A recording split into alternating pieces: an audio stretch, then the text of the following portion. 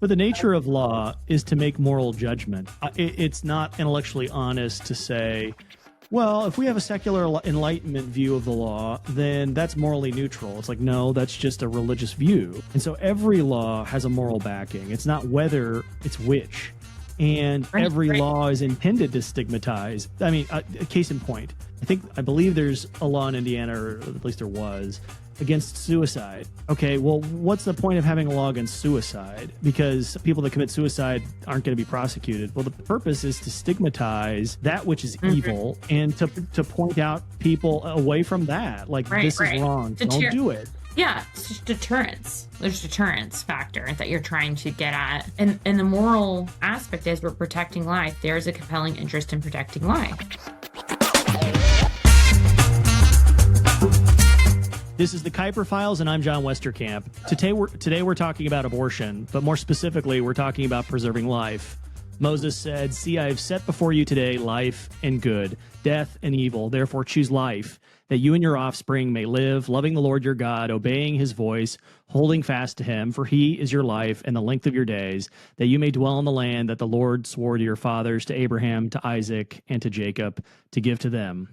I am thrilled today to have Corinne Youngs on this podcast to talk with me about abortion, specifically in Indiana. Corinne is an attorney and policy strategist with extensive experience in constitutional law, pro-life advocacy, and legislative affairs.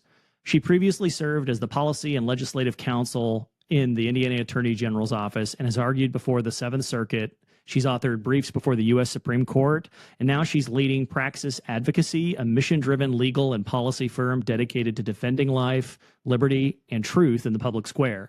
She holds degrees in law, public affairs, theology, and communication, and is deeply committed to faith-informed public service. Corinne, thanks for joining me today. Thank you. Thanks for having me. Welcome to the Kuiper Files. So I previewed that we're going to talk about life, and especially with a focus on Indiana. But just as an initial question, why are you pro-life? I believe, well, I'm pro-life because of my faith, and I'm a devout Catholic, and I believe that life begins at conception to natural death. That's what I believe. Yep. I believe that every person is created in the image of God, and that includes all of the unborn. Yes. I think the basis of all law fundamentally comes down to the question of what is the nature of man. And if man is made in God's image, then man has rights, and man should respect man. And I think that's the basis of all of our laws, the English common law, our history and tradition as Americans. Why do we respect property rights? Why do we respect contract rights? Why do we respect people? Why do we give criminals due process? And the answer to all of those questions comes down to man has value because he and she is made in the image of God. So I think that all political thought has to start from there. And if it doesn't, it ends up in the wrong area completely.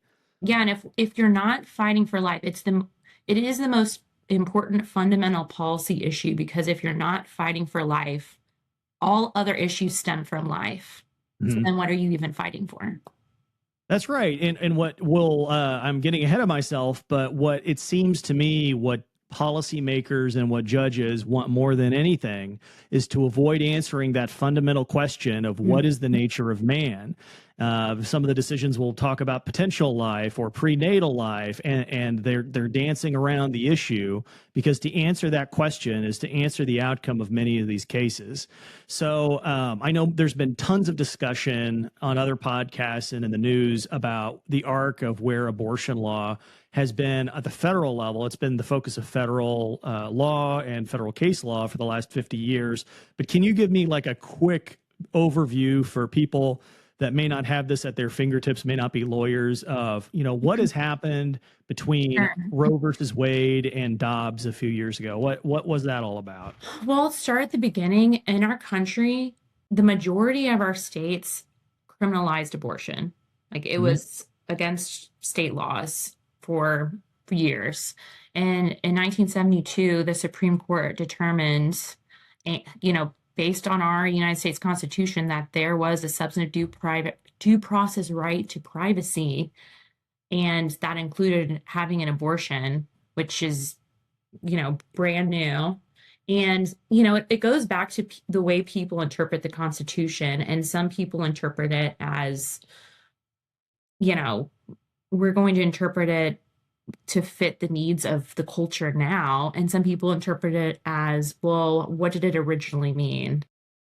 I think one of the phrases that has been used by the more progressive courts is the evolving standards of decency of an ever maturing society. Right. A more progressive sentiment you couldn't find. Well, if you can change the whims, if you can change the Constitution to the whims of the time, why even have a Constitution at all? Mm-hmm. You don't have a Constitution. Need something that's going to be consistent throughout time. Anyways, back to the history. So Roe determined there was a right to abortion. It established this trimester framework where you could not regulate abortion at all in the first trimester. You could regulate it a little bit in the second trimester, and states had authority to regulate in the third trimester abortion in some ways.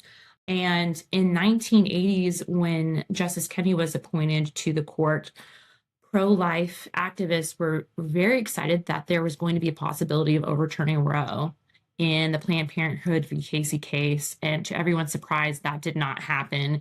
It enshrined the right to abortion in the Constitution, reaffirmed. But it completely changed the rationale and the standard, right? It changed the rationale because they changed the framework. The framework was no longer a trimester framework, but a new test called the undue burden test, that if there was a substantial obstacle in the way of a woman to have an abortion, that was considered an undue burden, and it was unconstitutional, violated her rights to an abortion.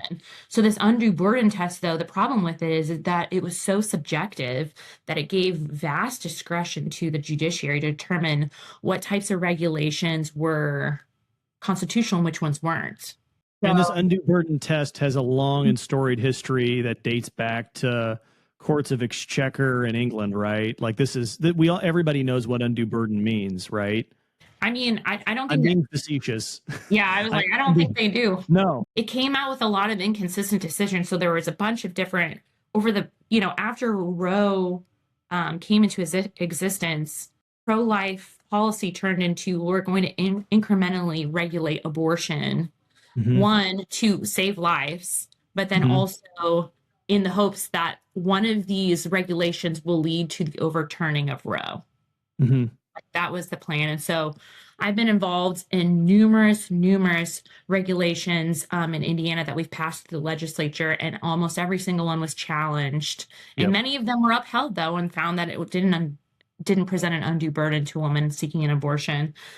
So we've done a lot of, slowly ticking away at different things, such as, passing a dismemberment ban so that a woman could not have an abortion where they dismembered the babies while they were alive.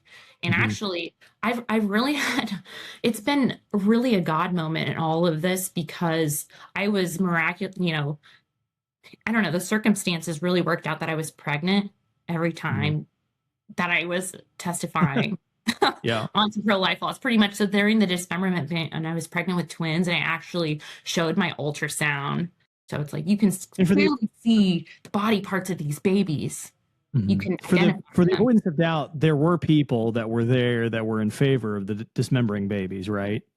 It wasn't like that's a great idea, Corinne. Let's do it with unanimous consent. No, there was a lot of pushback, and interestingly, at the time, I'm sure that a lot of pro-lifers recognize Dr. Caitlin Bernard.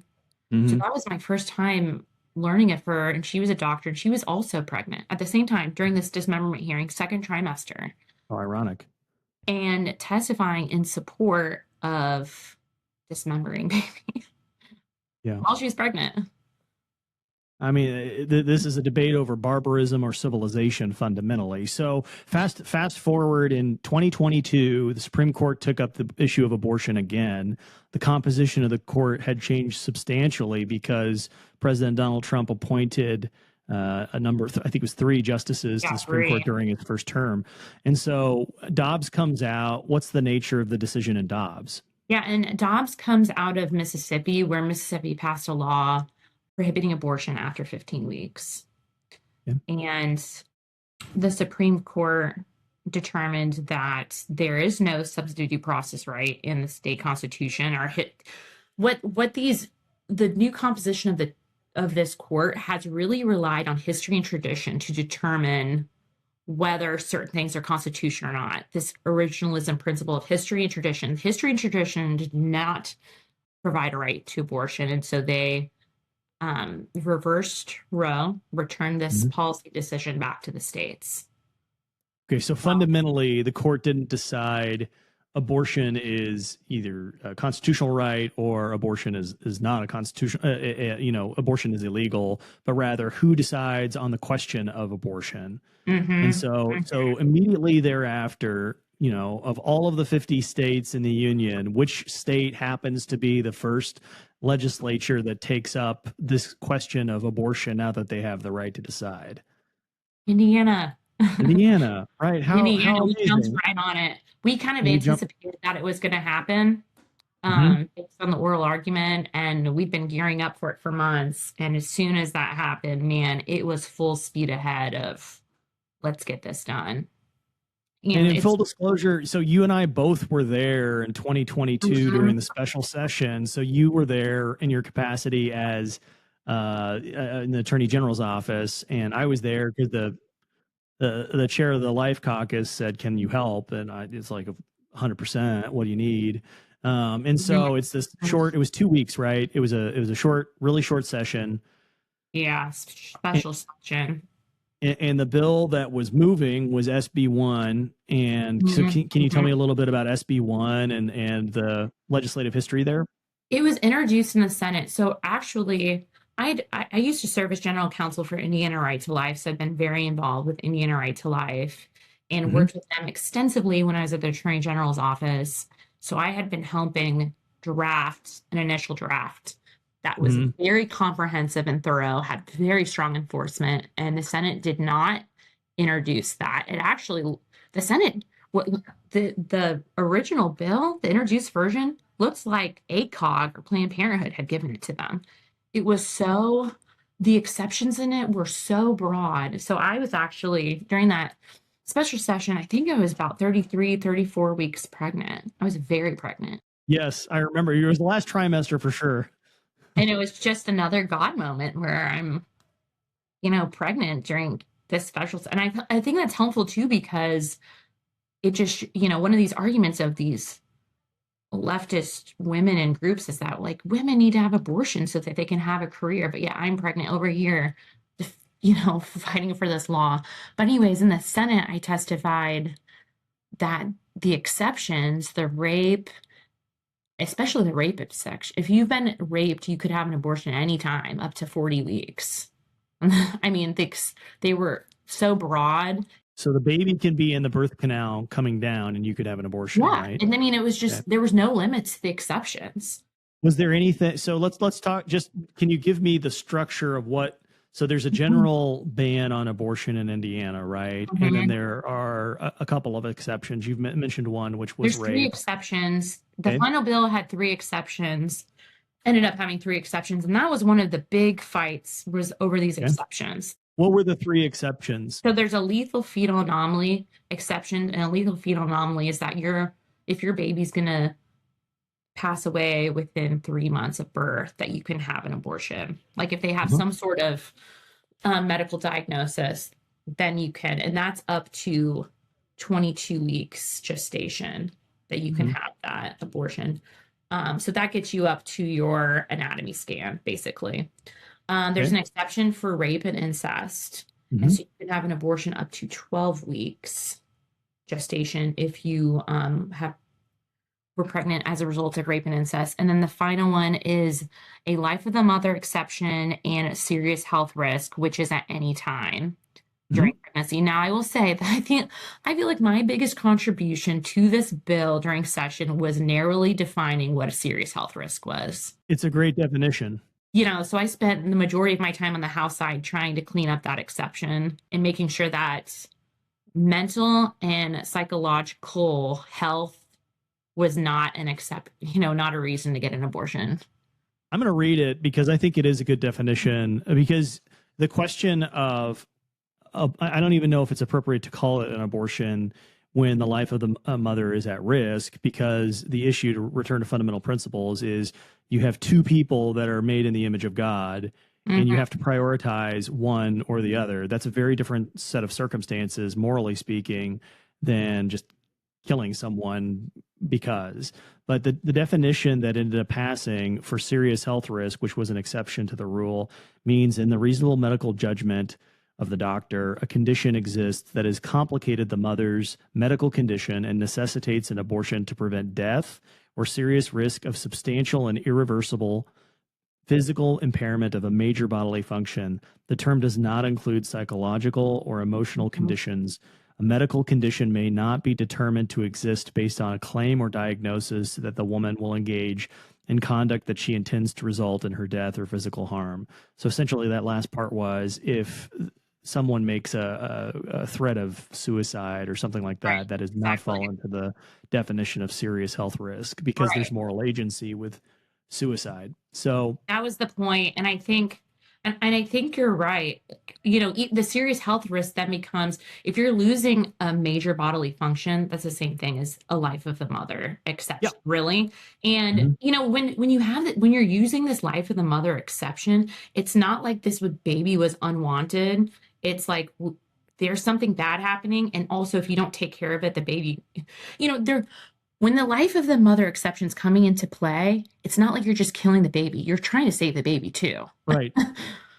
Right. But you're trying, it's kind of akin to the moral quandary of, if you're a lifeguard and two people are drowning, you have to say, to do nothing is to do something immoral, but you have to do something means that you're putting the other person at risk by saving one person.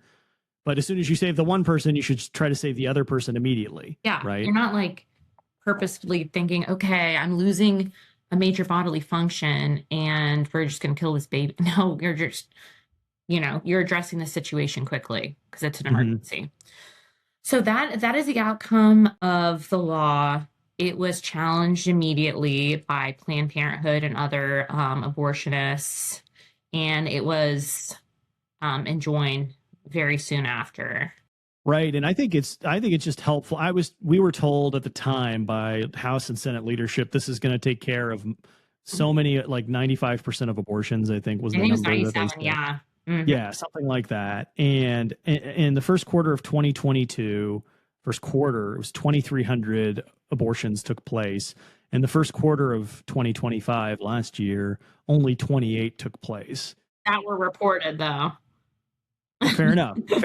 But that I'm just saying, based on the numbers that I have available to me, it sounds like it's been substantially decreased. But also, every human life is obviously important. So you hinted just now at reported, or do you have skepticism about enforcement and reporting?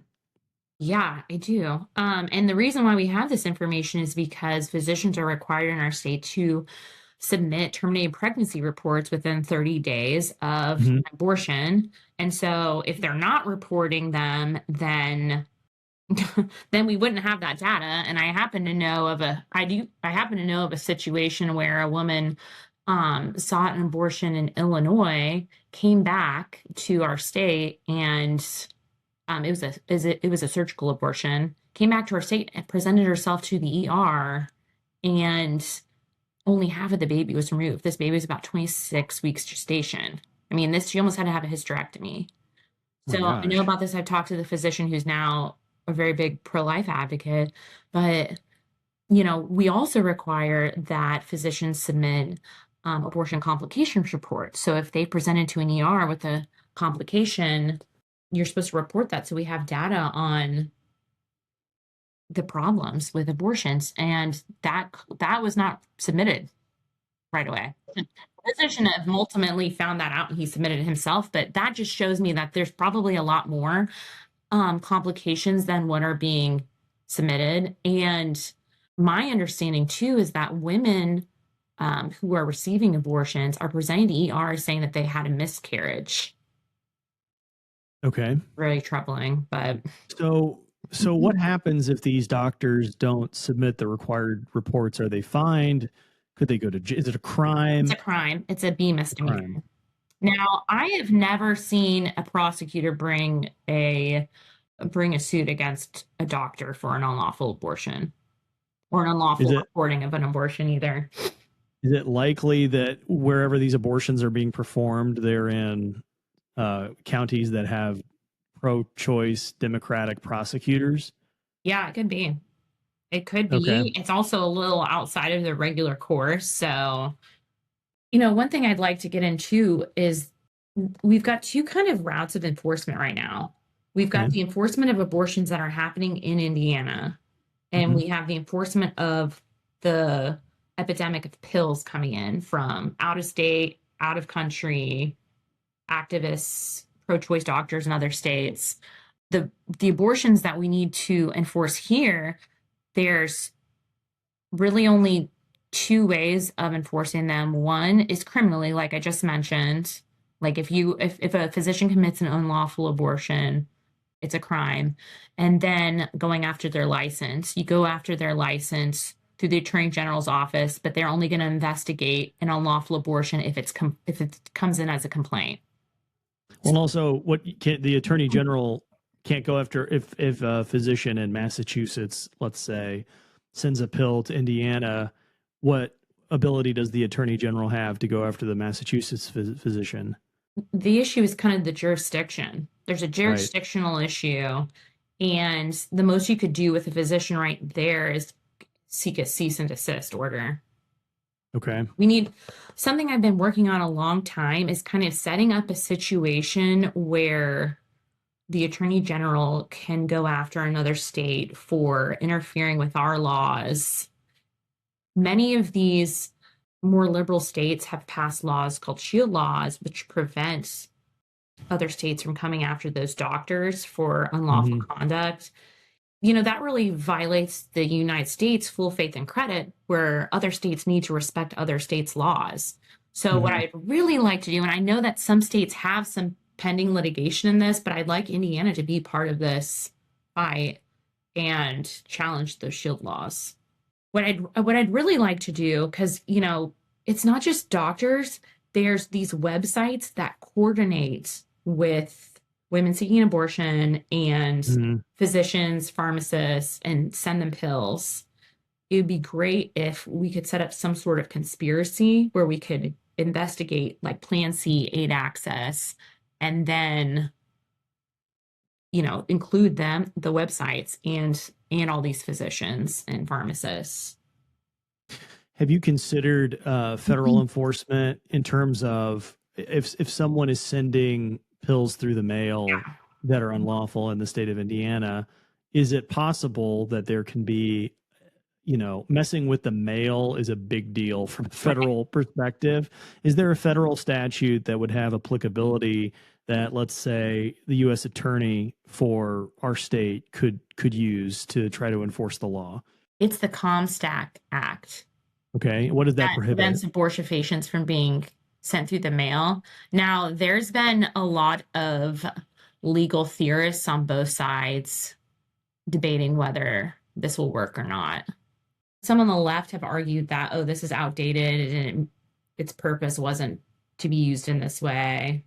But Let them make that argument, but in the meantime, our Trump appointed U.S. attorney for the Northern District and Southern District ought to take note of this and start using those levers to enforce federal law and protect Hoosier women and children. yeah, nobody has done this yet.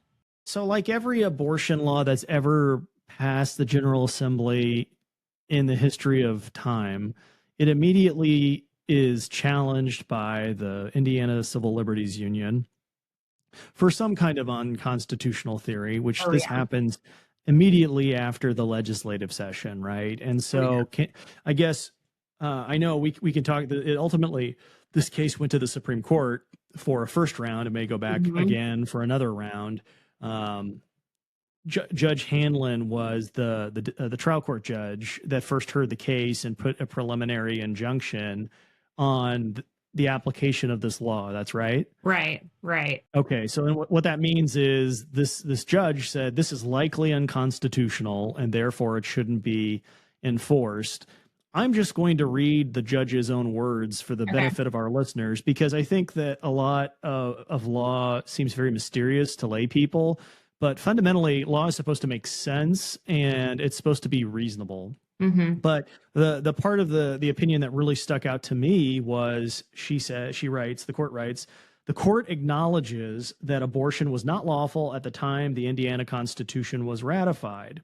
However, this does not foreclose the language of Article 1, Section 1 from being interpreted at this point as protecting bodily autonomy, including a qualified right by women not to carry a pregnancy to term.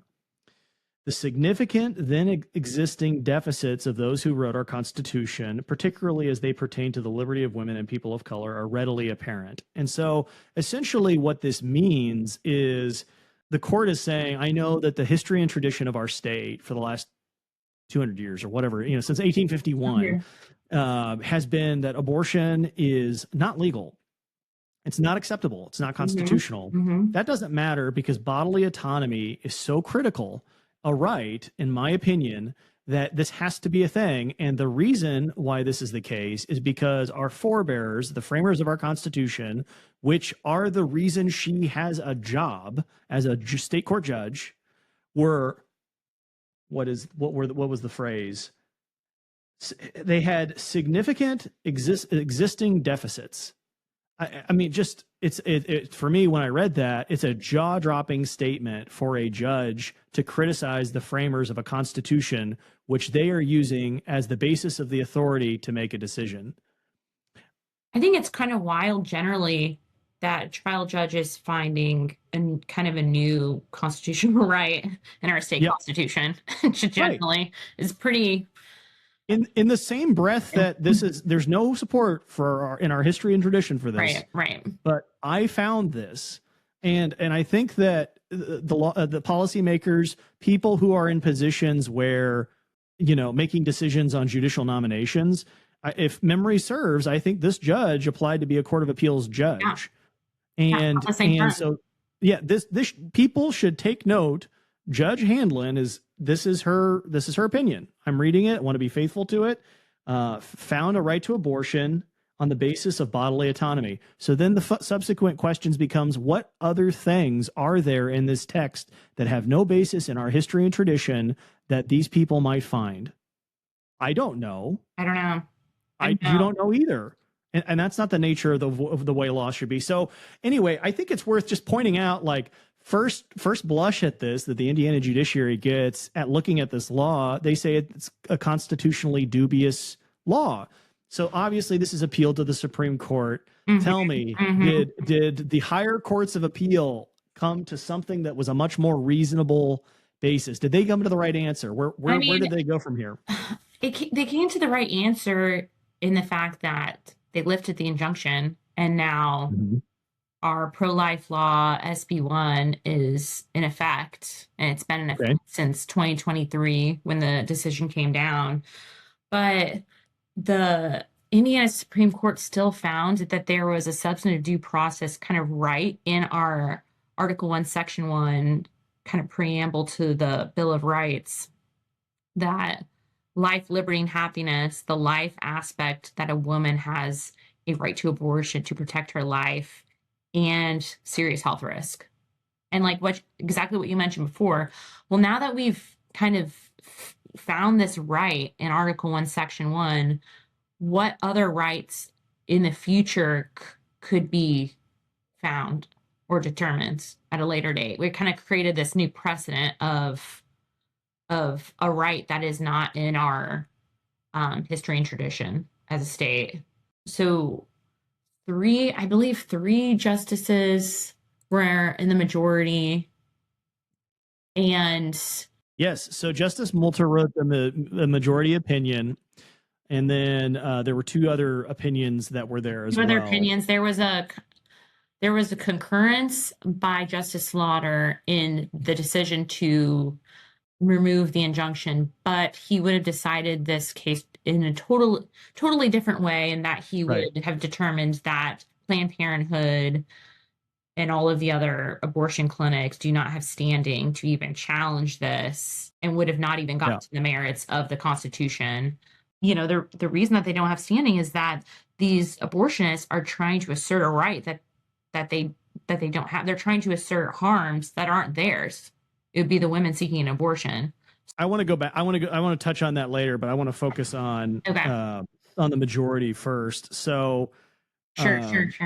so essentially, the bottom line thing is that while they lifted the injunction, the law was allowed to go forward with it being enforced. A majority of our Supreme Court, which is made up of 5 people, 3 of the 5 said there is some kind of right to abortion in the Indiana Constitution, right? Right. So all of a sudden, after 50 years of fighting over federal judges and saying we're not going to make up made up things, now in Indiana, it's supposed to be this pro-life state. We got things locked down. Our state's highest court, a majority of them believe that there is some sort of, they'll say qualified right, but I don't know how qualified the qualified right is or what the relationship of this is to abortion. And ironically enough, they point to a provision in the Constitution that is extremely capacious: life, liberty, and the pursuit of happiness. Obviously, it's been plucked from the Declaration of Independence. But in order to get to the liberty interest that they cite for this abortion right, they have to jump over the first word, which is the right to life. Right. And there was very little in the way of the opinion that addressed, well, wait a second, what about the right to life? And as I had mentioned earlier, what strikes me is they do not go into Justice Moulter's opinion refers to the baby as prenatal life, but it does not address whether this is a human, whether this is a person, and which is the whole game. I know, and we're really focusing on the woman's life, but then not the child's life at all. There's no consideration. And if this law was passed without this exception of life of the mother, serious health risk, it'd definitely be found unconstitutional. That's what they're saying. So then from here, and they didn't use, Justice Moulter's opinion didn't use the word substantive due process, and he tried to disclaim penumbra, like all of the baggage of the last 50 years of judicial opinions of this isn't like that. And he spent a lot of time in the opinion expressing a natural, a Lockean view, an Enlightenment view of liberty, which I found odd, just because if you're going to cite Locke, it would be interesting to see something that Locke's written in his 2 treatises on government that says there's any right to abortion at all. It's not like due process is the right to notice and the opportunity to be heard and cross-examine witnesses and these sorts of things that have been talked ad nauseum, or something that show me something in Blackstone's commentaries that talks about this inherent right to abortion that we have. It's not there. No, it's not. And if you look at life, liberty, and happiness, that's derived from natural law. And natural law, there's nothing more natural than conceiving a baby and carrying it to term and raising a child. There's nothing like that. And to say the opposite, there's nothing more unnatural than a mother that's giving life, putting death and taking the life of her child away. There's nothing more unnatural than that. No, that's the problem. I mean, that's one thing that's not emphasized enough is the sin and the division and the pain that comes from something like that. Like that's it. You're not doing good for the woman at all. You're never doing good for a woman by doing something so unnatural to her. Right. And the thing that surprises me more than anything else, Corinne, is, you're very politically involved. I've got a lot of friends in politics and hang out with a lot of people. And I know a lot of really pro-life people, and they have no idea that the Supreme Court has now found this new right to abortion in our state constitution. No one is talking about it. Why is that? I think it's because of the way, as you mentioned earlier, the way that it's written. It's kind of, and I don't think that a lot of regular politicos are actually going and reading this opinion. They're kind of, this is what happened, and the law's in effect, so we won. And now that the law's in effect, the legislature passed it, people kind of just want to be done with this issue. Yes. And it's really disheartening because I see it as overturning Roe was just the beginning. It was Yeah. just the beginning because it unleashed all these new issues. Now, Hmm. for our state, we passed this pro-life law. That's awesome. That's not really being enforced. Hmm. So that's an issue that no one really wants to take up. But then across the country, it's an issue because we've got, state between state conflicts of abortion. And then you have all these states. Thankfully, Indiana doesn't have this issue that have passed all these ballot measures that have created a right to abortion in their constitution, Hmm. which is going to take a really long time to overturn. Right. Unless there's a change of heart of the current composition of the court, or changes are made. I think it's worth noting as well for our listeners that there's no one on the Supreme Court presently that wasn't nominated or appointed by the Republican governor. Right, right. Everybody's been picked by a Republican. Right, I will say, but like other states, that's not their judiciary, it's their legislatures that have passed, amended their constitutions. They have an easier way of amending their constitution. Fortunately, Indiana, if you want to amend your constitution, you have to pass the exact same language in two separately elected legislative sessions, and then the language goes to a vote on a referendum to all of the people of Indiana during an election. That's Right. a lot of work to make sure you can Yep. pass the exact same language. So some other states don't have that rigorous of a process, so their constitution can be amended so easily. And that's what you saw in Kansas, and that's what you saw in Ohio. And once it's in your constitution, it's going to be really hard to get it out. Right.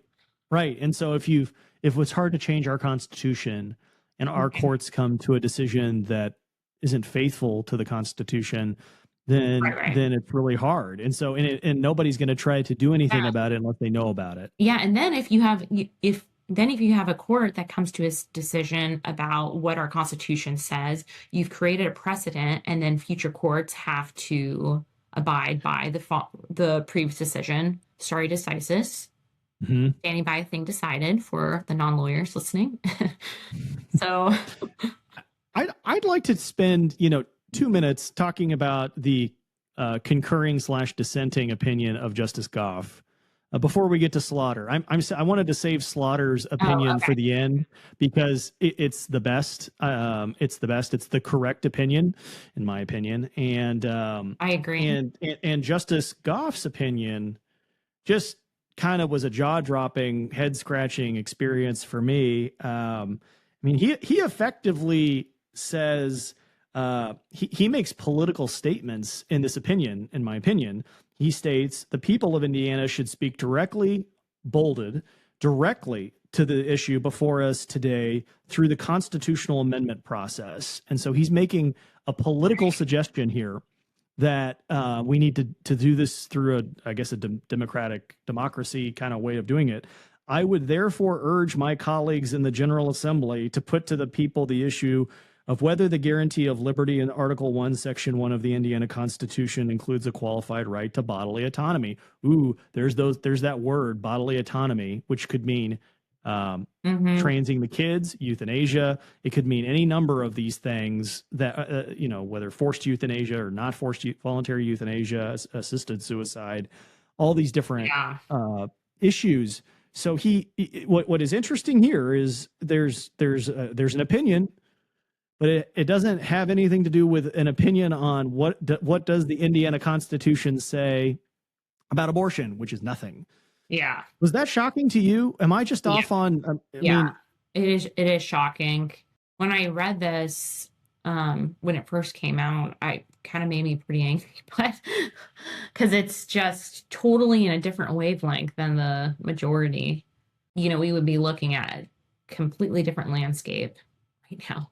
Yeah. So to point out, the Constitution has been amended numerous times in Indiana, and when Justice Goff does try to reason his decision out on the basis of the Constitution, he points to the amendment to the Constitution that took place in 1984, which changed the words of man to men and women, or basically a more gender inclusive. Yeah. People. Okay, so people. So from man to people. Mm-hmm. And I think, and so he says, oh, and so we have to take 1984 as our starting point for the analysis. And this shift basically introduces a right to abortion into our Constitution.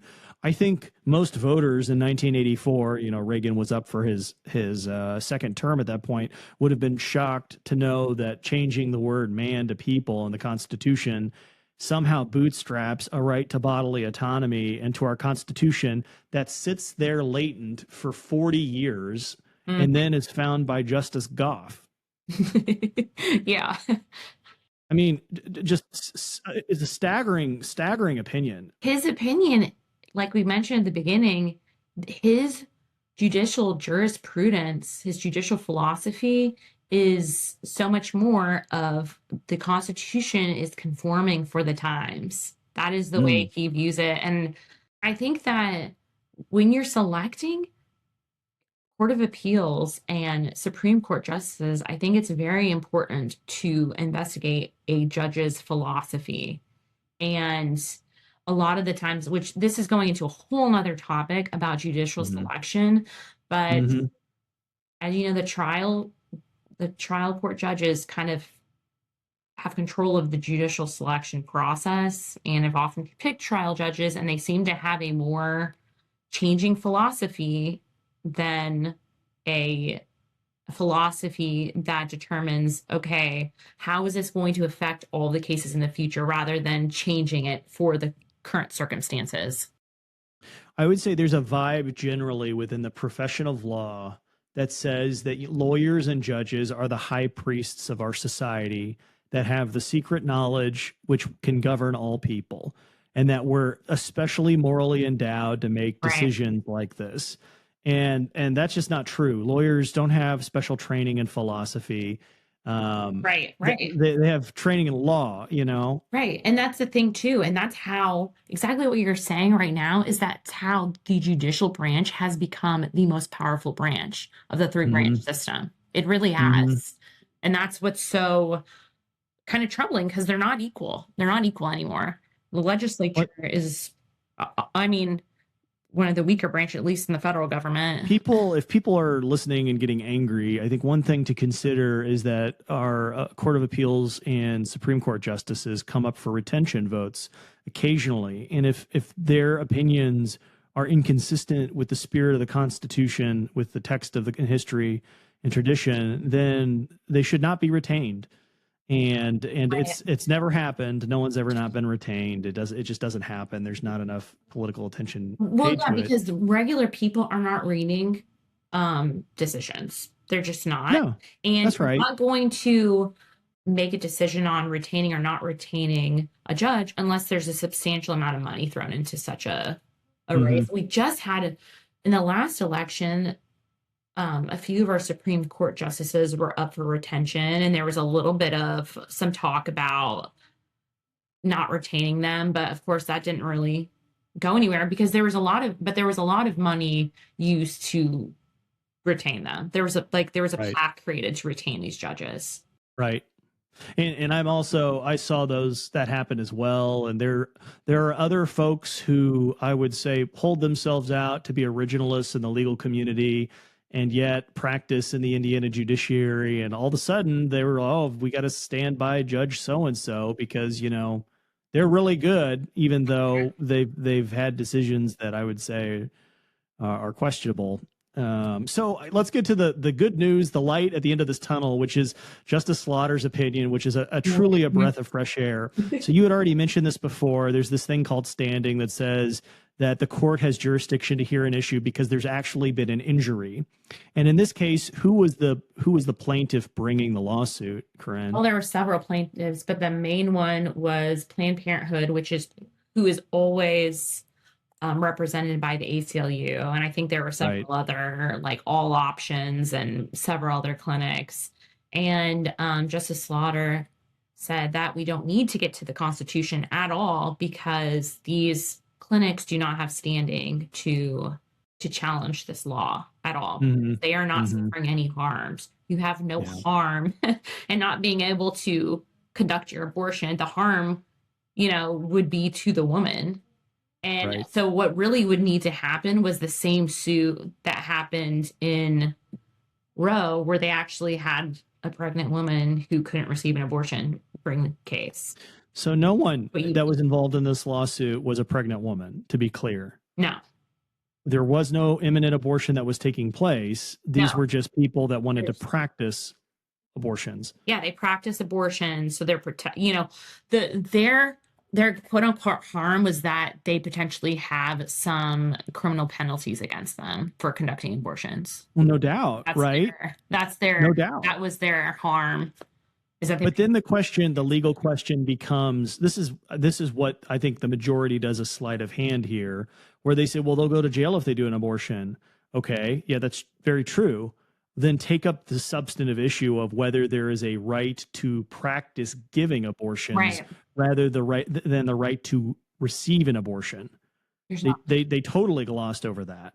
You have a right to go to another state and practice it there where it's allowed. I mean, mm-hmm. So, and I just want to read a couple of the hits here for people that are reading, because you could say, well, John, you're very animated about this. You're overstating the case.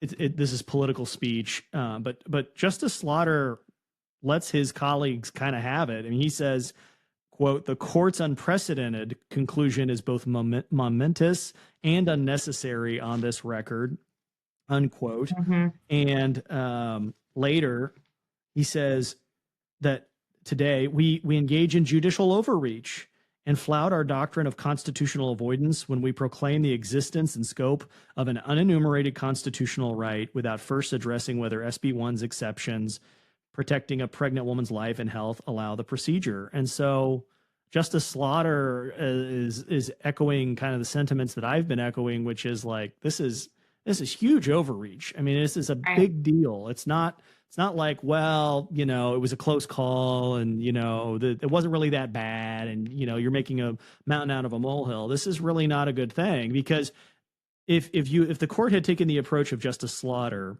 they would not have even weighed into the question of whether or not there's a right to abortion in our state constitution. The only question would have been, is there a lawsuit here? Yeah. And, you know, this is setting a standing precedent for other groups in the future. And if standing was decided differently here, it may have affected the other lawsuit that's challenging our pro-life law. Well, there's two other ones that we can talk about that are really astounding to me, like very shocking.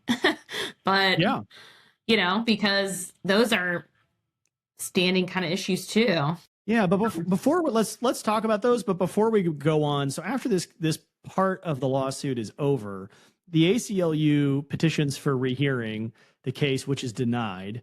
But in denying that petition for rehearing by the Supreme Court, because they wanted a different outcome than what they got, the Chief Justice writes an opinion and says that, and basically, I think, gives away the game, because you can look at the first opinion as saying, well, is this good for pro-life? Is it bad for pro-life? And effectively what she says is, as we said in this opinion where we had a right to abortion, and that gives away the whole game. Right. So what she says is, earlier this summer, we found that Article 1, Section 1 of the Indiana Constitution protects a woman's right to terminate a pregnancy to protect her life or to protect her from a serious health risk. Though we have not yet to consider the scope of these protections. So what means is we don't know how broad this goes. The latter is not tethered to, quote, serious health risk as defined in SB 1, which is the language you worked on. Mm-hmm, mm-hmm. As a result, as Section 1 could protect a woman's right to obtain an abortion under circumstances that extend beyond the current law in SB 1. Then she goes into a personal sentiment. I am deeply concerned about SB 1's impact on Hoosier women's constitutional right to seek medical care that is necessary to protect their life or to protect them from serious medical health risk. And I'm likewise concerned about the law's impact on healthcare providers who determine whether to provide that care and potentially expose themselves to criminal penalties and professional sanctions. What are your thoughts on this statement? I think that I think that it gives away the whole game. That once she gave her opinion, you kind of understood where all the justices stand now. Yeah. Like, she might have been the one that in the judicial conferences that really pulled the other way, that made it, that helped develop this kind of exception Framework. for the mother. Yeah, Yeah. this whole framework for this is what, because I don't see Massa doing that, but maybe, I don't know. I think Moulter might have been like between the two, and that's how he, I don't know. But it's very interesting. You really see how, okay, because you have the concurrence with Slaughter and Goff, and you're like, okay, now I think I really know where every single person stands on this. Well, right. And what tends to be the case in these extra textual decisions is there continues to be a growing of the scope of these things. And before this case is even over, the whole narrative of what this case is and doing already becomes, well, in our right to abortion case, which we don't know how big that is, leaving the door open for subsequent cases to say, well, as we said in abortion, there's bodily autonomy rights here, and so we're going to come up with whatever the flavor of the day is. And so I'd criticized the reasoning and Justice Goff's opinion in the first part of this. He tacks on some language here that I actually agree with him, although my reason for agreeing is different. He says, no one yet knows the precise contours of the life and health protections guaranteed by the Indiana Constitution. I completely agree with that sentiment. No one knows. I mean, it's not like the Indiana General Assembly said serious health risk means this, and here's a paragraph of what that means. They say life and health, and that means, how close does the health issue have to be? I mean, is it a depression? Is it I got a headache? Is it's going to hurt to have? I mean, what does it mean? Well, it shouldn't be based on the writing of the serious health risk. It has to be the failure of a major bodily function. One of your bodily systems is failing. Who's to say that this is the only right that extends to abortion? Because a subsequent case can say, our court didn't take up the issue of whether, people have whatever privileges and immunities rights to abortion that are even broader than what's in Section 1, Article 1, Section 1, right? So the opinion itself does not limit finding other abortion rights in the text of our state constitution. And I think that this whole case just brings to light that who we're selecting as our Supreme Court justices is very important. Yes. And, these are the 5 on the court right now. There could be others in the future who may try to expand this right if the opportunity presents itself in our Constitution. So you had hinted at other cases that were also a little depressing. Yeah. Would you like to tell us? Other cases? Yeah, I'll tell you a little bit about them. Go ahead. Okay, there was one case, Hoosier Jews for Choice challenged the law based on the Religious Freedom Restoration Act in Indiana. And then the Satanic Temple also challenged the pro-life law in a separate lawsuit using the Religious Freedom Restoration Act, also known as RFRA. Yes. Let's talk about the state one before we go to the federal lawsuit. Because the Hoosier Jews for Choice estate, Satanic Temple is in federal court. Yep. Okay. So tell me about the state court issue. Maybe what would be most helpful is there's been all this long and storied process in terms of it goes to the trial court, it goes to the Court of Appeals, it goes back to the trial court. But what I think is kind of the most enlightening is to discuss what was the opinion at the Court of Appeals when they were faced with the question. They were faced with a number of questions that were procedural. There were 3. One is their standing, like the first lawsuit. Second, is this ripe? Third, is this a class action? And then they go to the merits of the case, which is there a religious right to abortion fundamentally? So they answered a lot of questions in that opinion. Can you just tell me, let's talk about the procedural elements of this first, just because they were mentioned first. So who was the plaintiff? Did you say Jews? Hoosier Jews for Choice. Jews for Choice. Yeah, and so essentially, as part of their religion, Jews do not believe that life begins at birth. There's no prenatal life, so they have this right to abort their young. And I just want to take a moment to just point out how absurd it is. Mm-hmm. Both the Satanic Temple and the Hoosier for the Jews are using their religion to be able to kill their young. Child. That is part of, I guess that's part of their religion, I Yep. guess, because they're using Right. the RFRA to defend that. The Court of Appeals decision found first that Hoosier Jews for Choice had standing. They have associational standing, which means that the association can bring the suit on behalf of its members. At least one of the members has to be suffer harms. Was anyone pregnant connected with this lawsuit? No. No one was pregnant. Were any of the members of Jews for Choice pregnant seeking an abortion? No. There was just a possibility that they would become pregnant and then want to have an abortion. Okay. So I'm going to give away kind of my thought of the procedure of this, which is this.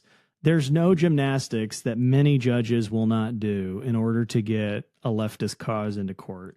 And so we're willing to change. The general rule is there has to be a live and active case where there's a real dispute about something real and not abstract. I can't walk into court and say, I don't like that Trump arrested Maduro and I'm going to sue because I don't have standing to sue about that. That's not my position. I'm just using this example. But in this case, no one's pregnant. There's not a live dispute, but we have standing. And so the court gets to decide whether there's this religious accommodation.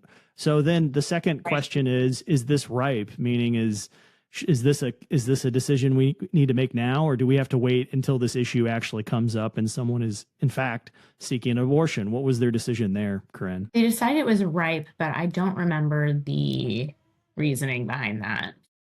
So the court's decision on the ripeness was plaintiffs have alleged and presented evidence to support a substantial burdening of the exercise of their sincere religious beliefs in the form of altered sexual and reproductive patterns, which I find that an interesting choice of words because they're actually trying not to reproduce. They don't want to have their child, where no one's inhibiting them from having a child.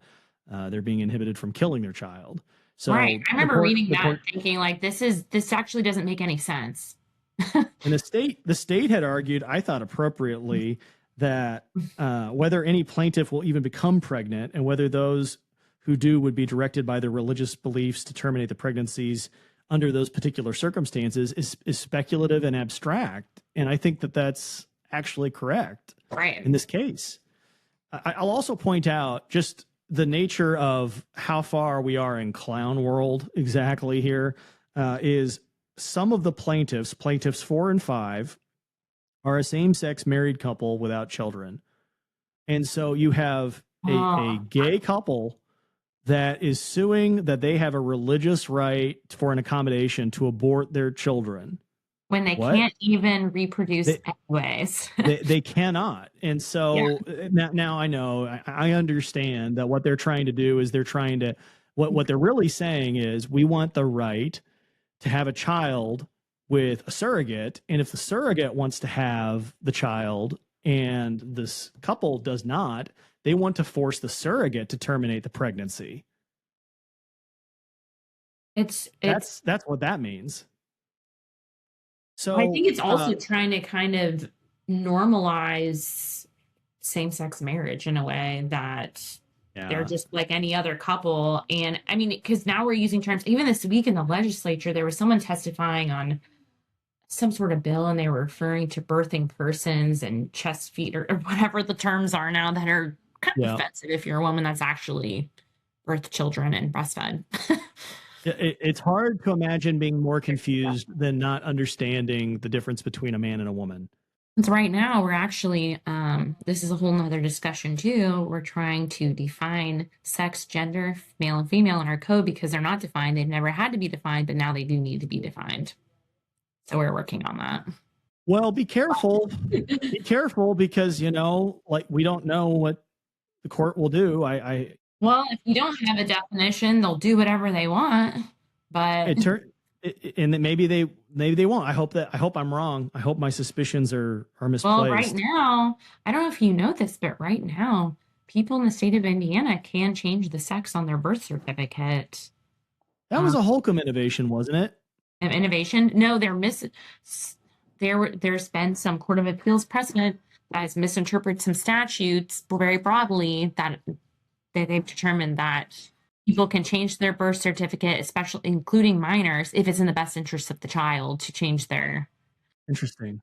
I didn't know that actually. I was misremembering. I think what Governor Holcomb did was he allowed you to change your driver's license from male to female to like gender X or something like that. Okay, that has since been resolved in the courts. So that does not happen anymore. And was that because it was stupid or because he didn't have the authority under statute to do it? Because those are two different conclusions. I'm pretty sure it's because they didn't have authority to do that. That would be a legislative change, but that's not fresh in my mind. But there are all of these different issues that stem from your definition of sex. So then the Court of Appeals, returning to our RFRA case of the Court of Appeals has to decide whether it's an exercise of religion to kill your unborn child. And they state, again, the exercise of religion, which is defined in the statute, often involves not only belief and profession, but the performance or abstention from physical acts. Here the plaintiffs have, and so here's their conclusion. Here plaintiffs have shown that the performance of a physical act, an abortion, is their religious exercise. Hoosiers have a long history of respecting religious diversity. It's a chilling, those are chilling statements. Well, then why have a RFRA at all if you can just respect them all? Everything. Right. Well, so what if they want to? What if the family would like to birth the child and have a sacramental ritual where they sacrifice the child on an altar to Moloch? Is that acceptable? Hoosiers have a long history of respecting religious diversity, right? And so they go precisely to the thing. I mean, of course, Hoosiers have a long history of religious diversity. Of course, there are many questions of religions that people disagree with, but show me a tradition that where killing your unborn children is something. Well, that's that should happen. That makes sense. So then they have to decide. The burden is on the state once there's been shown that there's a substantial burden on the exercise of religion.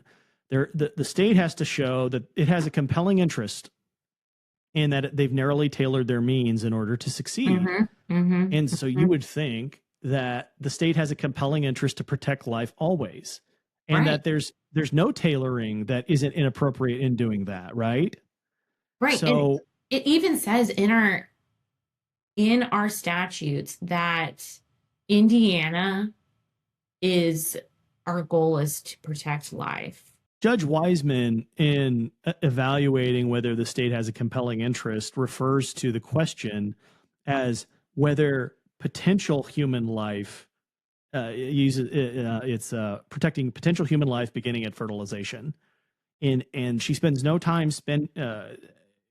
looking into what does that phrase mean exactly before we go into that. Potential human life, that's to already give the conclusion away of what you're going to say, if it's life or if it's potential human life. So that's number one. If you already know the telos, then if you know the telos, which is this isn't going to be a child, how can you deny that the development is also not a child? If you know that that's what it's going to end up being. Here's the actual quote from our Indiana code: childbirth is preferred, encouraged, and supported over abortion. Like that is our policy as a state. Childbirth is preferred. So Judge Wiseman says the General Assembly has not fully drawn the lines of their interests, but its preliminary sketches indicate the state lacks a compelling interest in potential life from the moment an egg is fertilized. Which is interesting, because if we were to change the fact pattern here of I'm a religious group that wants to destroy the eggs of bald eagles, I wonder if they would have a problem with that. Yeah. And the answer is they probably would have a problem with that. They would say, well, the bald eagle is our national bird. They're endangered. They deserve special protection. If we kill the eggs of bald eagles, we'll have fewer bald eagles and we won't have this. This is a compelling interest. But when applied to people and humans and image bearers of God, the state lacks a compelling interest, period.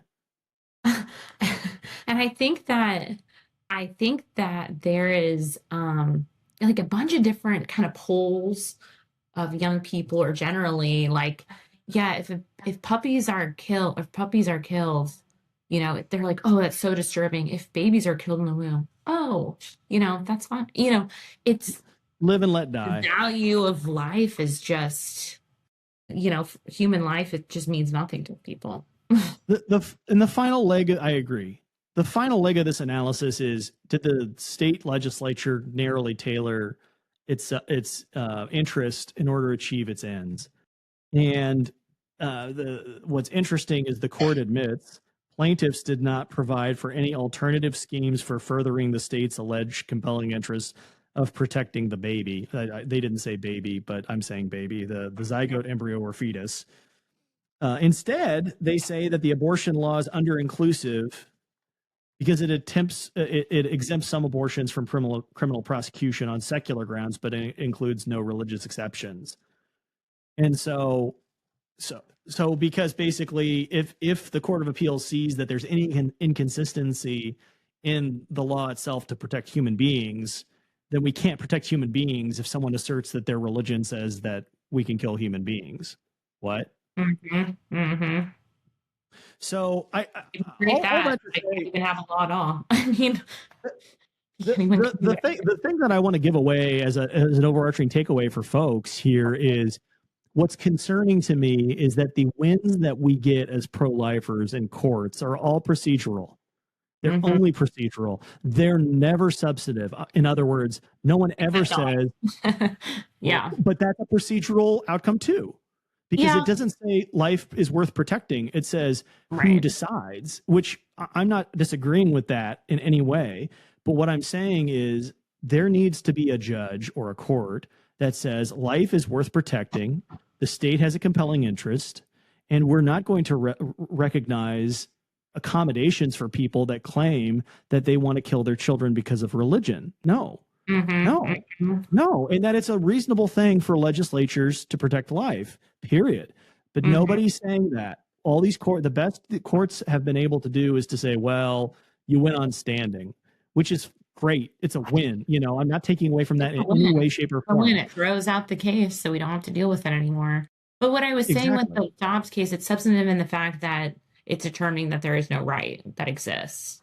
So that's how it was able to procedurally return to the state. I mean, that is the substantive part of it. And it's substantive of, furthers how the Constitution should be interpreted by history and tradition. I would say it's substantive, not substantive. But yeah, no court's ever really taken up that. And that's why we're kind of in new terrain in seeing how courts are going to interpret this now that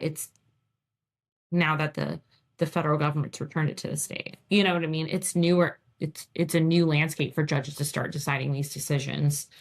So maybe that'll happen someday. Yeah. In the meantime, there really is, maybe civil war's too strong a phrase, maybe it's not, among conservatives about what exactly does it mean to be a conservative and what exactly are we conserving now that we've won with Dobbs. And I think one answer to that question is an Enlightenment answer, which is an abstract liberty idea where people are just free.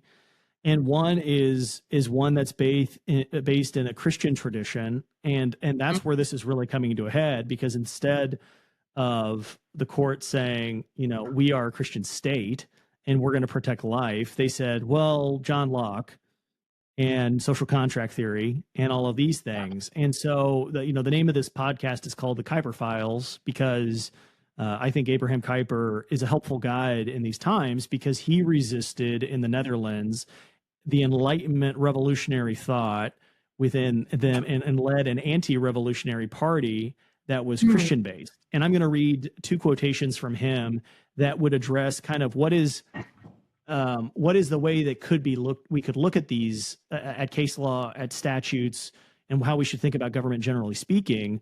That's different than the Enlightenment social contract theory. And this is from his book, Our Program, which is his manifesto on government. He writes, and I think this is applicable to Indiana: we wish to structure our state in such a way that the political life and national life match. Since we are not a nation of atheists, but a Christian nation, we want to give the state a structure that matches the situation in practice, a structure in which the Christian feels at home and which continually reminds the atheist of the undeniable fact that not the Christian, but he is the exception, and that he is accommodated, to be sure, but only by way of exception. And for these exceptions, in terms of, and he's talking in the context of the right to conscience, which he says everyone has, but he has a limitation. I think the limitation for his right to conscience is also analogous to inapplicable to religious liberty. The only exception, and he says this is not an unjust one, is an appeal to conscience is to be honored, provided it does not lack the presumption of respectability. A swindler, a reckless rogue, an unscrupulous wretch should not have the right to appeal to that forum. Granted, this is a limitation, but not an unfair one. If you want to preserve your right of conscience, it is not too much to ask you be willing to renounce whatever is shameful. And I think that is the guiding light here that would give a solution to some of these RFRA claims, which is Indiana is a Christian state. It's not a Muslim state. It's not a Sikh state. It's not an atheist state. It's a Christian state, and we should accommodate people of different religions. But people's accommodations cannot be used for what's shameful, and killing your kids is shameful. Well, once you get to a point where you determine that, life begins at conception, then you can consider that to be murder, which it is. And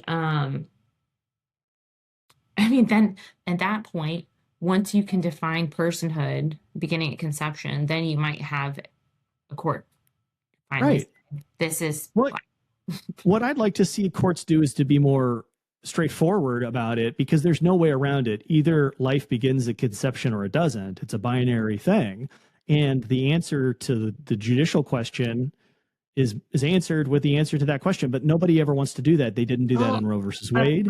A pipe dream would be to amend our state constitution and actually enshrine that in our constitution, that life, like personhood, when personhood begins.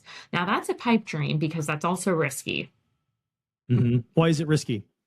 Well, it's risky in the same way that you saw all of these ballot measures come up. Yes. And part of the reason that all of those ballot measures succeeded or died, depending on the language, was Planned Parenthood has a lot of money. They have money that they get from the federal government. Now, thankfully, Trump's putting an end to that, but they get a lot of money. So, and that movement has unlimited resources to fight these ballot measures and whatever. So it's not really what the people want, but it's who has the most money. And they've got a lot of it, and they've got a lot of resources to fight anything like that happening. So if you put personhood in there, it could also end up going the other way. Because what if it doesn't make it in there? Are you going to be able to use that as, this is the intent? There's no intent there's risk in doing that. And so it's probably better just to leave things the way they are. I know that there's been some contemplation about adding it into the Constitution, but there's risk there. And there's a risk of, someday not having a conservative legislature, like a supermajority of Republicans, and things going the opposite way. Right. Yeah, I think it would be optimal if all parties concerned would just acknowledge people are made in the image of God, and we're going to make decisions, whether legislative, judicial, or executive, based on that fundamental principle, full stop. Right. So one more case, you had mentioned there's a federal lawsuit about a dispute similar to the state lawsuit we just talked about, where the Satanic Temple is asking for a religious exemption to have abortions, to provide abortions. I'll ask another question to begin with. Is there anyone pregnant in this lawsuit? No. No one's pregnant. I know of. Because well, hold on, back up a second, because we have to talk about the fact that we have Satanists who are asserting a religious life right because Satanists are considered a religious entity. I mean, It's almost the opposite of religion, right? My view of the world. But I didn't realize, and I will say that this case was just dismissed this week by the Seventh Circuit on standing grounds. I just read that that opinion, and I'm kind of shocked by how many Satanists are in the state. I didn't It was like realize 10,000, or wasn't it like 10,000? 11,300, I think is what it said. That's My gosh.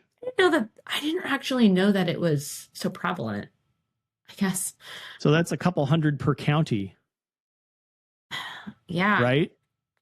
Yeah. I mean, that are, practicing, putting forth that that's who they are. I mean, that's pretty. Yeah, but before we talk about the standing, which is, you're right, they lost because of standing.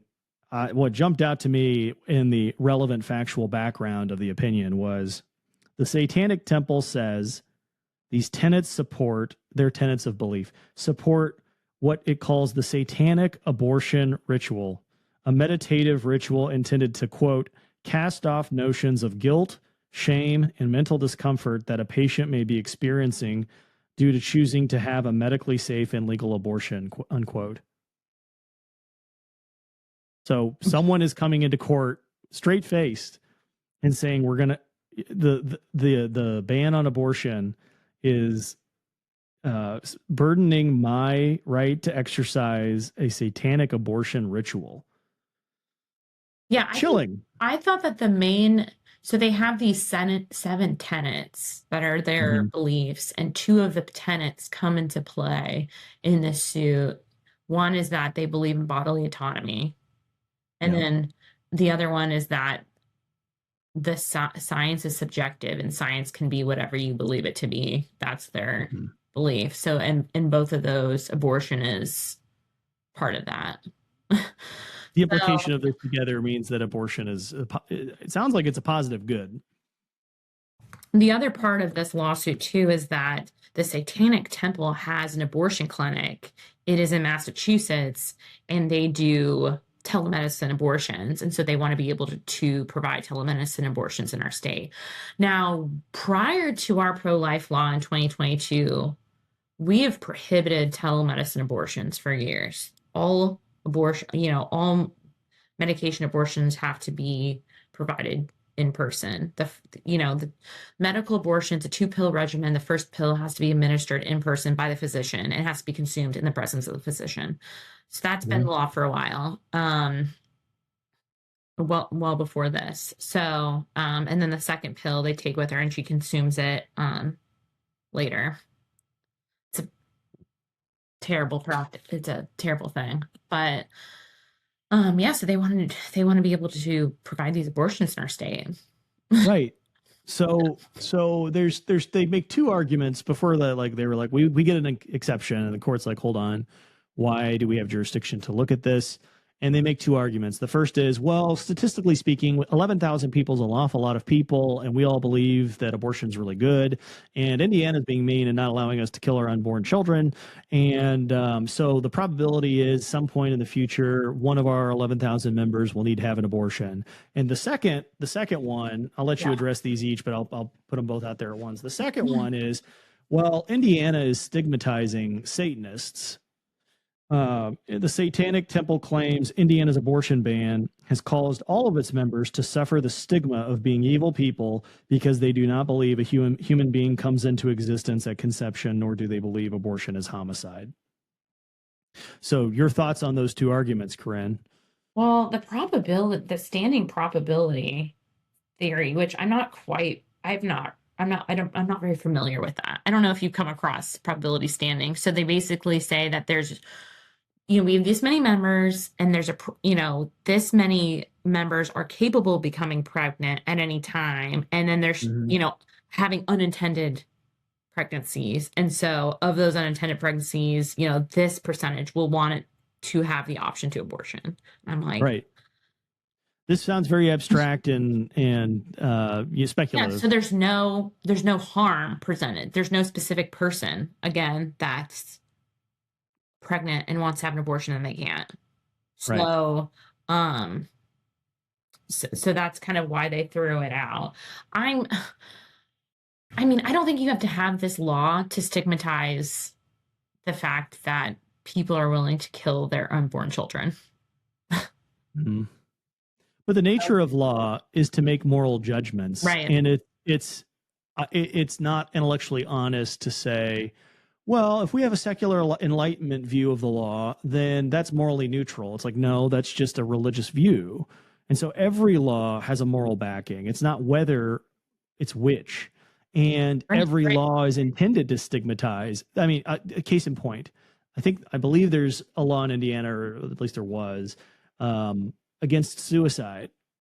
Okay, well, what's the point of having a law against suicide? Because people that commit suicide aren't going to be prosecuted. Well, the purpose is to stigmatize that which is evil and to point out people away from that. Like, this is wrong. Don't do it. Yeah, it's deterrence. There's deterrence factor that you're trying to get at. And well, and the moral aspect is we're protecting life. There's a compelling interest in protecting life. Yes. So that if there's not, the government doesn't have a compelling interest in anything. Yeah. Anything. Right. And they found compelling interest in paying your taxes and preserving bald eagles and a couple of other things. But if there's not a compelling interest to protect life, then the government doesn't have a compelling interest to govern at all. Yeah. So anyway, I've gotten very animated here just because I think it's important that, and the reason is, one, people aren't aware what's going on in Indiana. Second, these cases have real life effects. I mean, the state case dealing with Jews for Choice was a class action, which potentially, if they win, and the trial court's going to make a decision in the coming months, if they win, I think the floodgates could really be opened for people to get an abortion, because they've defined the class in such a way that anybody that has a subjective feeling that abortion is a religious thing that they should do gets an abortion. Yeah. And who doesn't fall into that class of the people that want to get an abortion? And the answer, I think, is nobody. Yeah, anybody can assert a sincerely held religious belief, and you have to take that for what it is. So just creates this huge exception that you can run a truck through. So kind of like, so I guess rape, I still think that rape and incest is a huge exception that, and one of my problems at the time we passed this pro-life law, there's actually no vetting or kind of legitimate, certification that this person was raped or a victim of incest. Well, so yeah, I guess I'll ask a question that I know the answer to. Does anybody have to file a police report? No, nothing. If there's been a violent crime, then the police should be involved, shouldn't they? Yeah, you should. Police should be involved, but I no remember verification of that at all. So that's been one of my problems the whole time with that exception.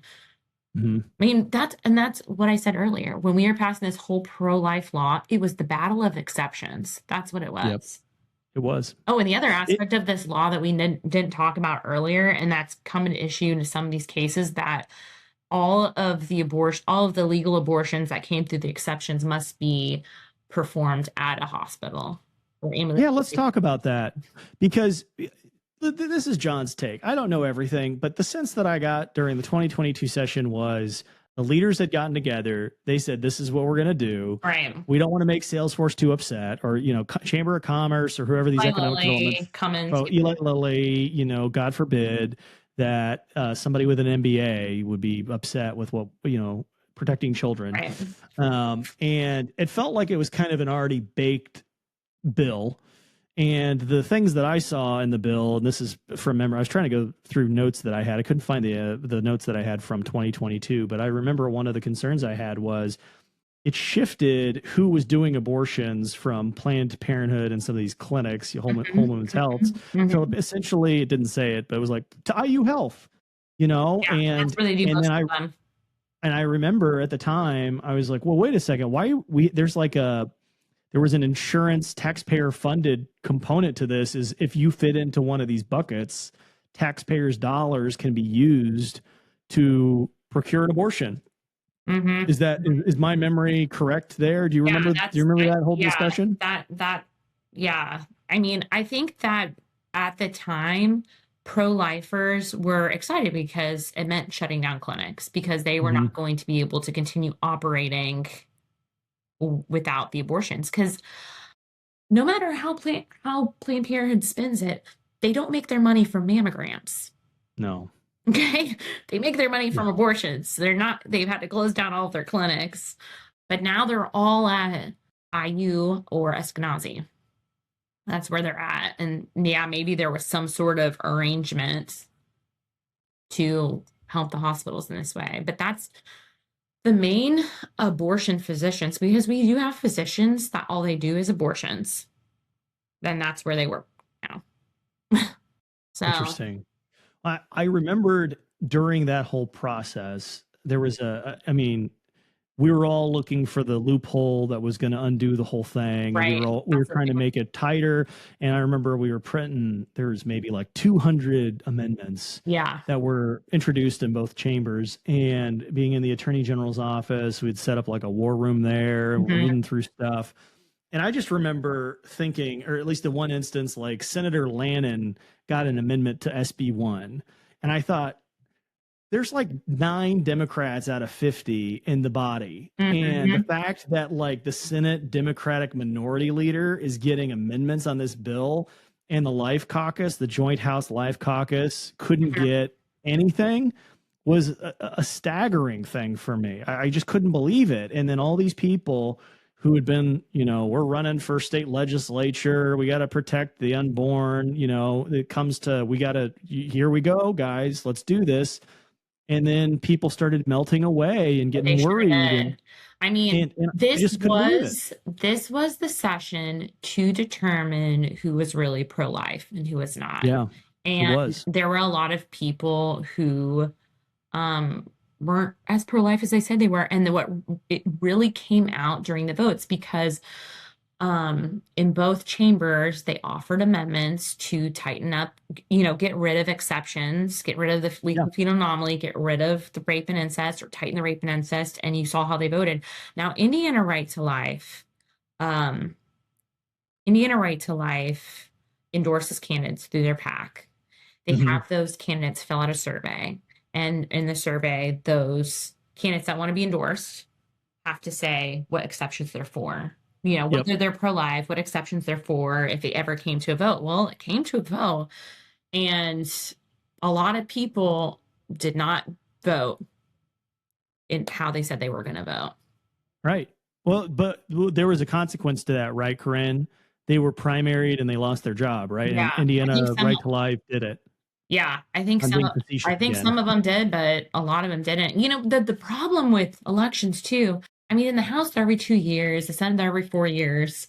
A lot of the times when terrible things happen, by the time it gets to election, people forget all about it. They do. Hmm. Hmm.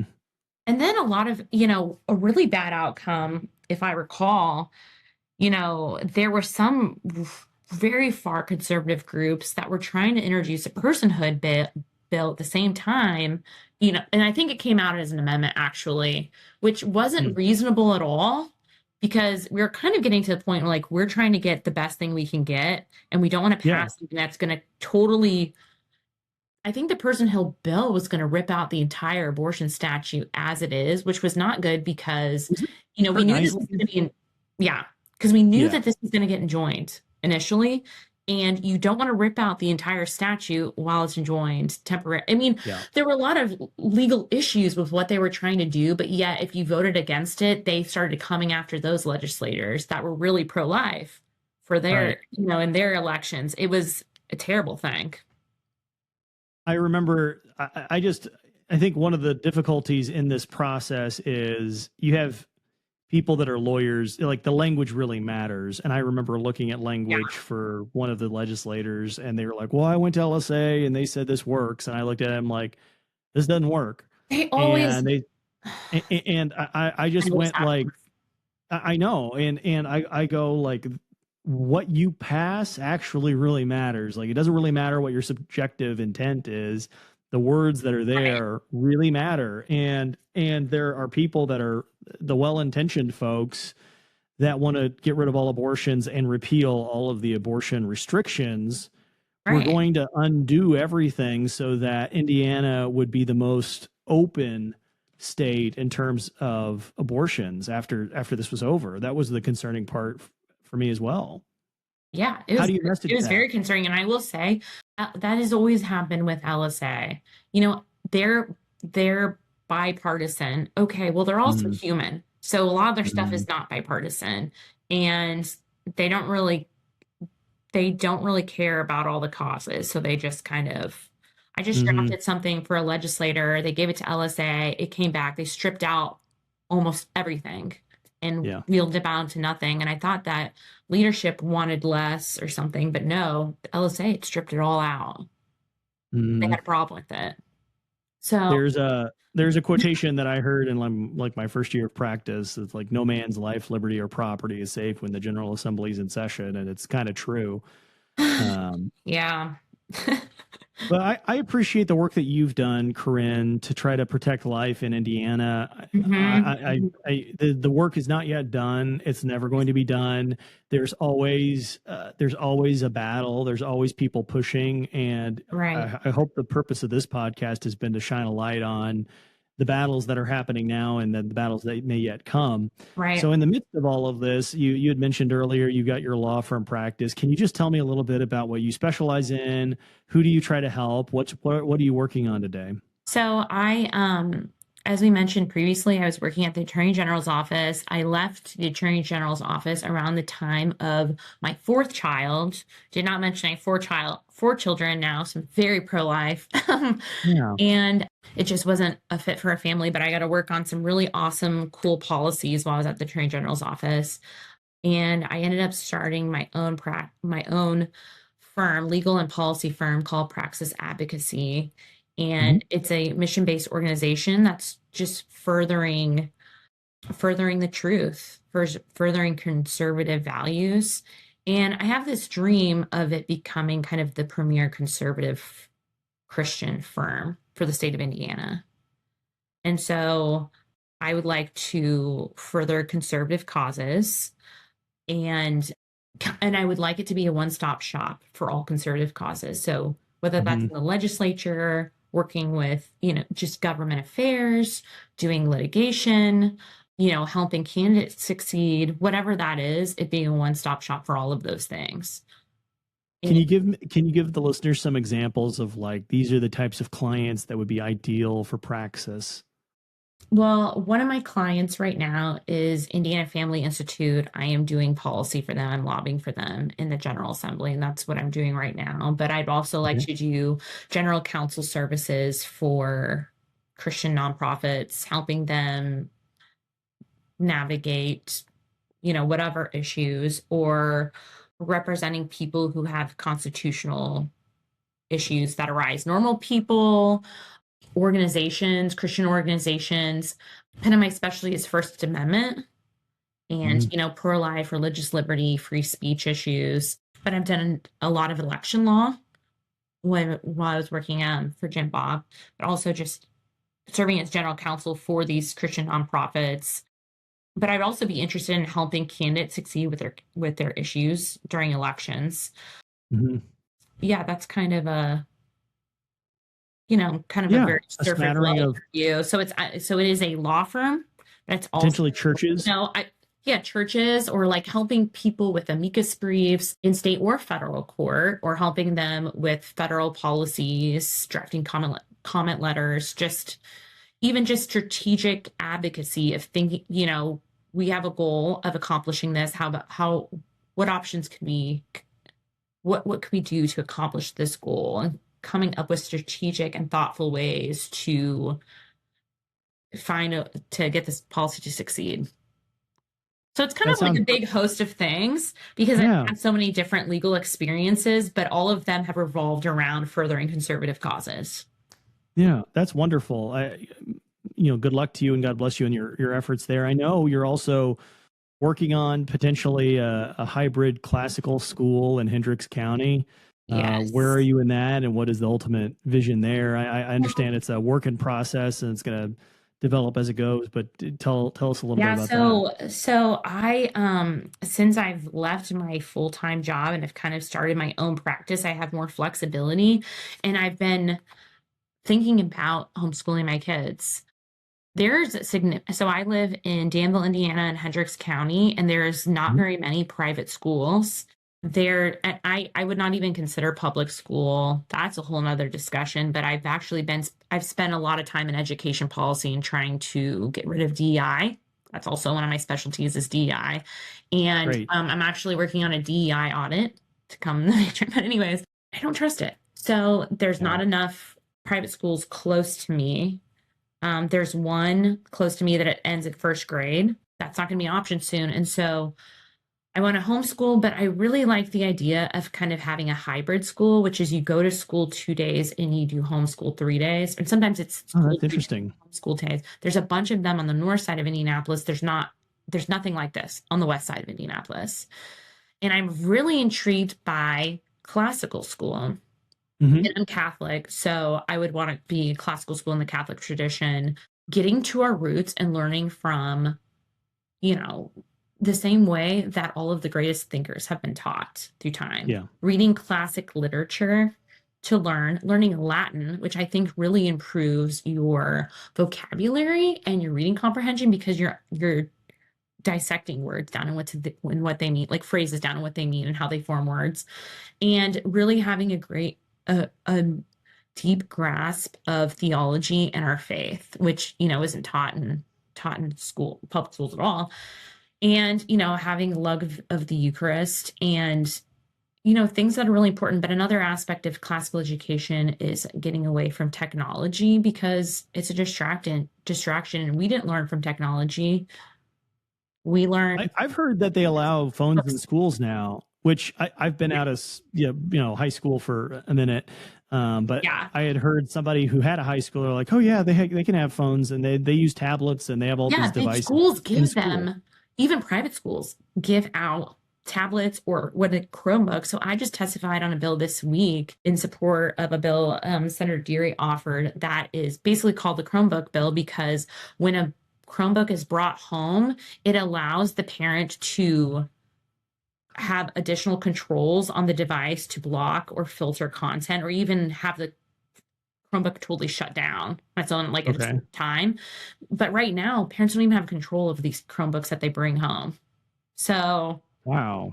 How do you have control over your house if you don't have control over the devices in your house? The thing is that they have these Chromebooks in school. They use them instead of textbooks.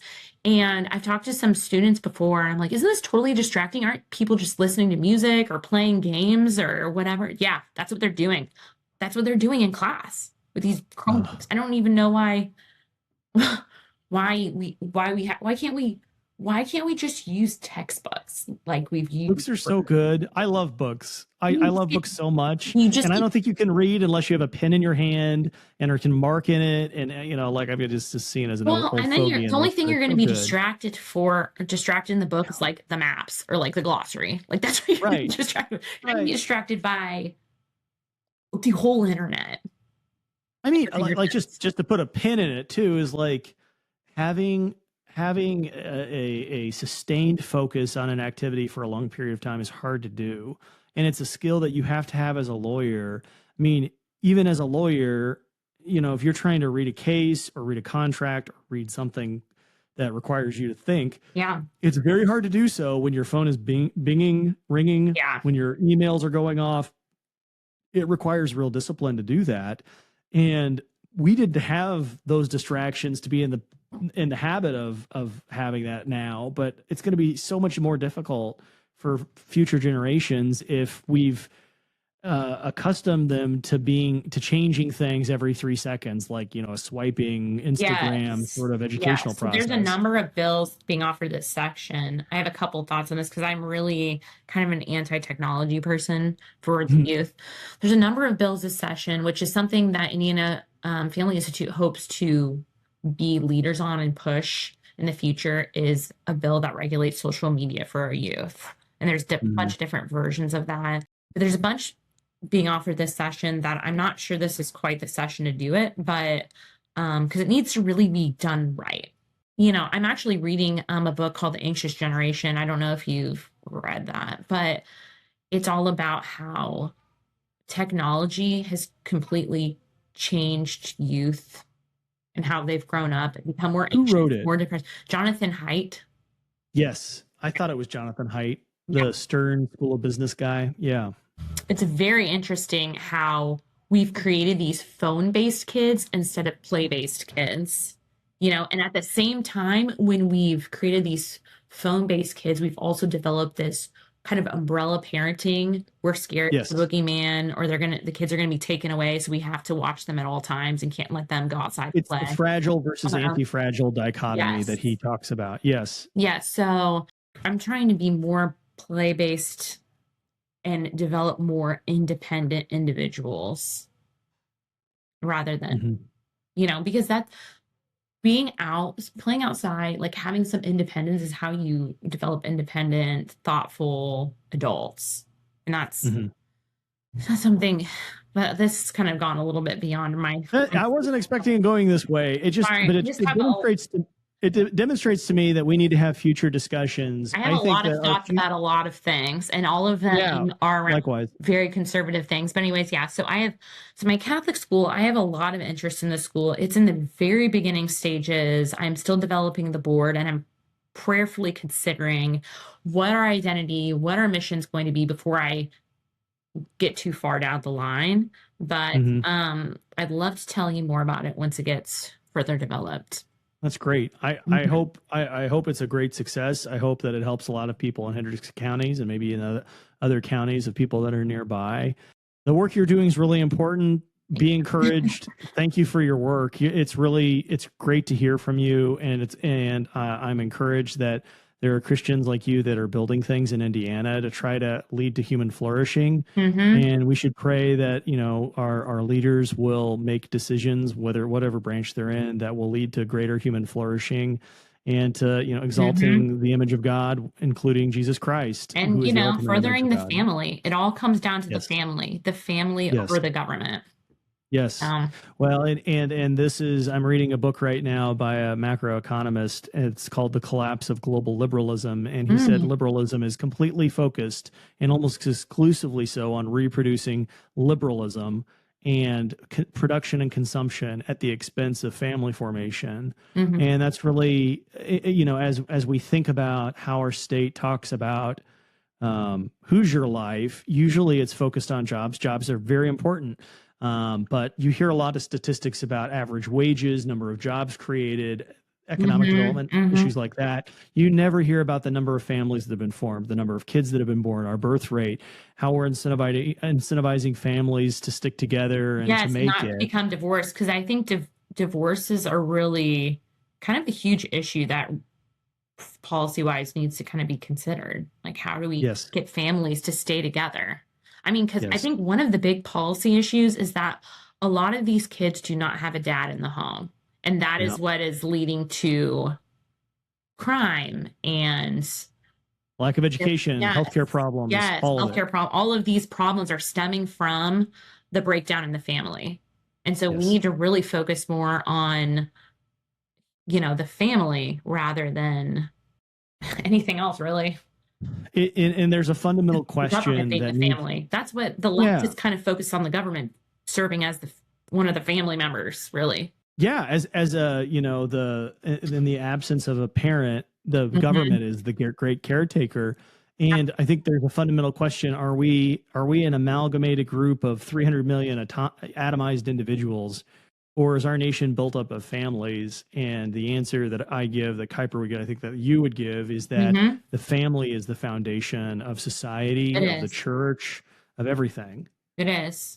It is. So, well, I could talk to you for hours, Corinne. I've really enjoyed this. Thank you so much. It's been fun. I think we're on the same wavelength with so many things, but we have so many other things we could talk about. Absolutely. And maybe we'll have the opportunity to do that in the future. But I've really appreciated you shining a light on what's going on in the legislative and judicial areas of abortion. And, let's just continue working and remembering Moses said, but choose between life and death and choose life. So thank you so much for being on the Kuiper Files, Corinne. Thank you for having me. This has been a pleasure. Likewise. Take care.